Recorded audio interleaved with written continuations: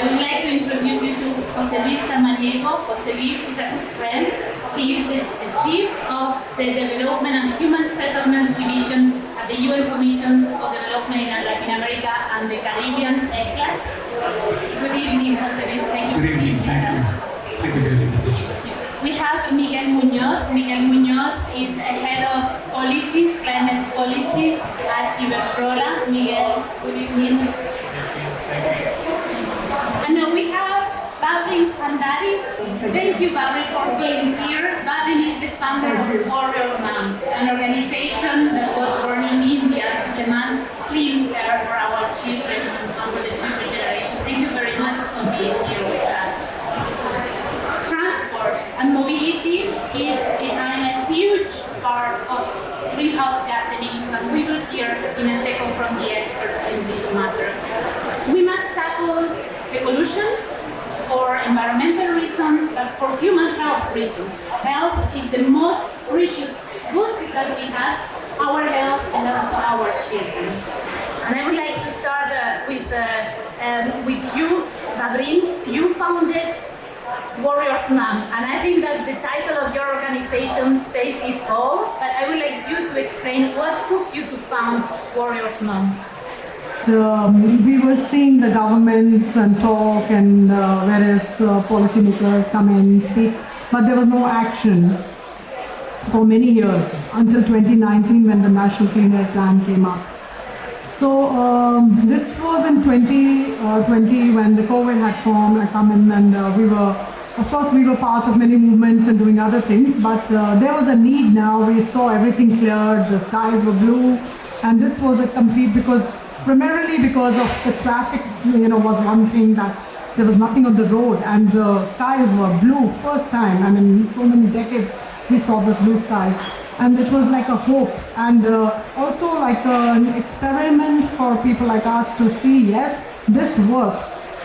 So we were, of course, all confined to our homes and in the lockdowns, and thought that, okay, I could see there were mothers in Pune and Maharashtra and Madhya Pradesh and various other states who were also talking and feeling like I was.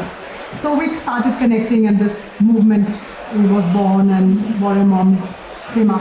Of course, we cannot do much with laws and policy because we don't have a mandate, but yes, we pressurize and we are trying to take action, so that we inform, we tell our people, the mothers, of what the laws are. And Babrin, very often we see in the news how bad pollution is in Delhi, where you come from.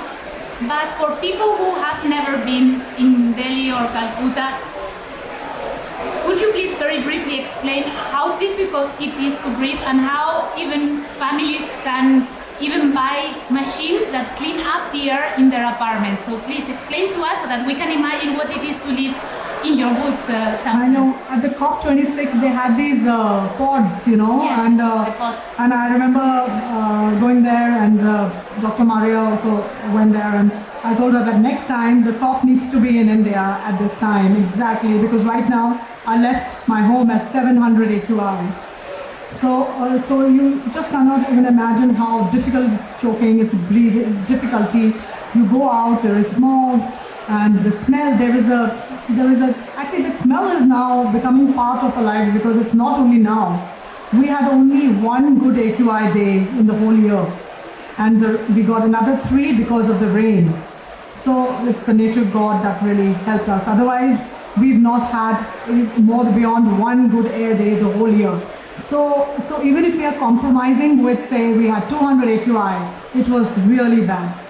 So this is part of the past, and it was part of, for example, Santiago City, it was part of my own city, Mexico City, with levels of pollution that were making birds fall from the sky. I was saying that this was part of the past, and it's going to be again part of our future.